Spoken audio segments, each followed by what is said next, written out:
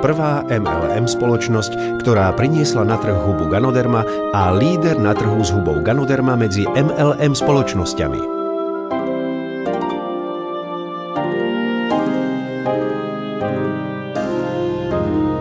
Najväčšia kultivácia huby Ganoderma na svete.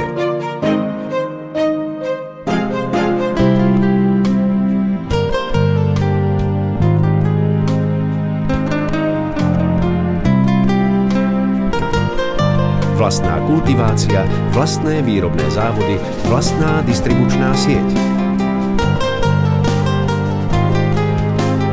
Viac ako 100 druhov výrobkov vyrábaných vo vlastných závodoch, potraviny a nápoje, doplnky stravy, kozmetika.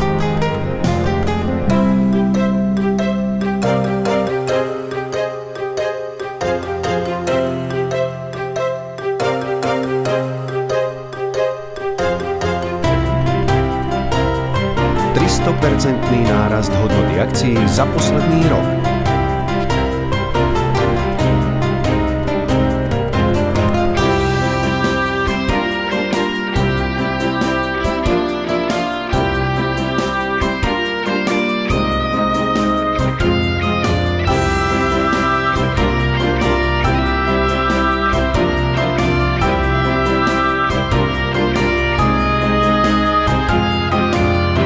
Dvadsiata 8. najväčšia MLM spoločnosť podľa DirectSellingNews.com 2011. Koncept budovania obchodu jeden svet, jeden trh.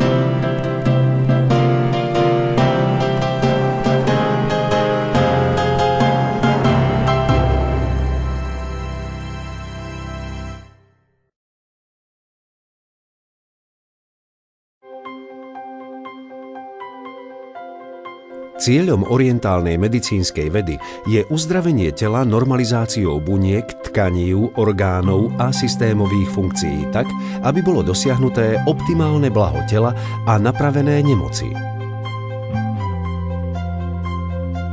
Najjednoduchší spôsob, ako dosiahnuť homeostázu, je užívať hubu Ganoderma, ktorá patrí do čeľade Ganodermatacea.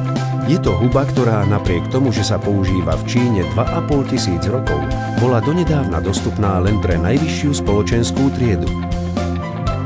Na základe tisícov rokov skúseností je známe, že jej zložky normalizujú fyzické procesy, zvyšujú vylučovanie toxínov a podporujú funkciu imunitného systému tela. Ganoderma je používaná v klinickej praxi ako súčasť medicíny. Západná medicínska veda taktiež zaznamenala výsledky v riešení onemocnení spôsobených rastom abnormálnych buniek. Vedecké výsledky dokazujú účinky huby Ganoderma ako ochrancu pečene, jej antibakteriálne a protivírové účinky, ale huba má významné výsledky aj pri regulácii krvného tlaku, cukru v krvi a tuku v krvi. Ale ako sa nám podarí, aby sa huba Ganoderma stala časťou nášho každodenného života? Príbeh úspechu kávy sa začal v 15. storočí. Od tých čias je káva známa pre svoje povzbudzujúce a osviežujúce účinky. Po niekoľkých desaťročiach sa rozšírila kultúra kaviarní a zbytok je história. Na základe ďalších výskumov by sme sa mali pozrieť na kávu z nového zorného uhla. Ukázalo sa, že vďaka vysokému obsahu antioxidantov nielenže káva nie je nezdravá, ale má pozitívne účinky na telo. Štúdie dokazujú, že hlavná účinná látka obsiahnutá v káve, kofeín, v niektorých prípadoch spomaľuje rast abnormálnych buniek. Okrem toho zvyšuje fyzickú kondíciu. Zvyšuje účinok liekov proti bolesti a v prípade, že je konzumovaná primerane, znižuje riziko mnohých ochorení, medzi inými riziko ochorení súvisiacich s hrubým črevom a pečeňou.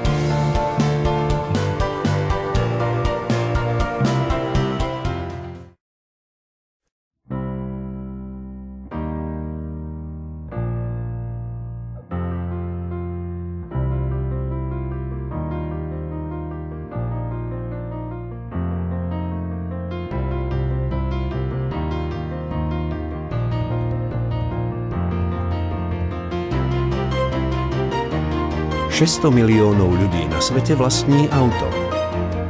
Facebook má viac ako 800 miliónov registrovaných užívateľov. Asi 1 miliarda ľudí hovorí anglicky.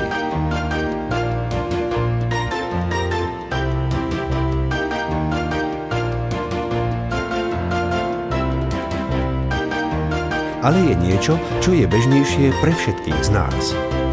Viac ako 4 miliardy z nás pije kávu. Ak povieme káva, každý myslí na to isté. Podľa prieskumov 83% dospelej populácie pije kávu každý deň. Niektorí majú radi instantnú kávu, niektorí laté, ale jedna vec je istá. Je to súčasť nášho života, naša denná rutina.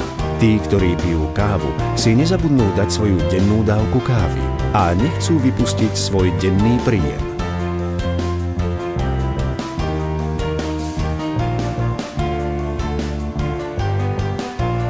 Nemusia. Jediná otázka je: želajú si vyskúšať inú kávu a cítiť rozdiel?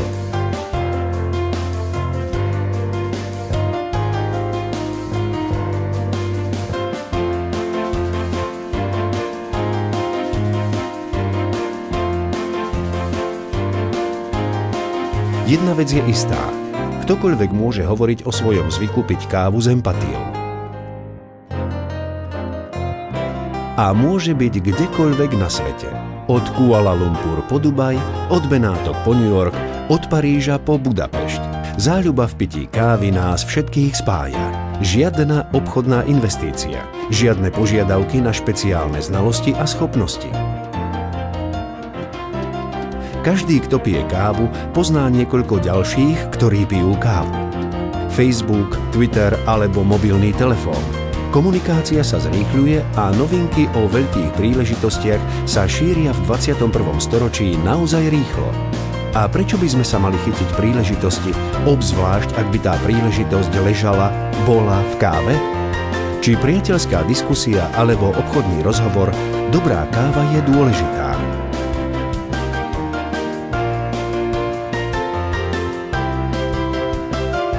Pripoj sa k tým z 3 miliárd ľudí pijúcich kávu, ktorí si uvedomili príležitosť ležiacu v káve.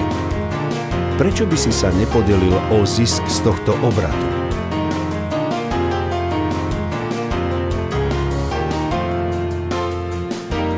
Naozaj veľké obchody sa robia pri dobrej káve.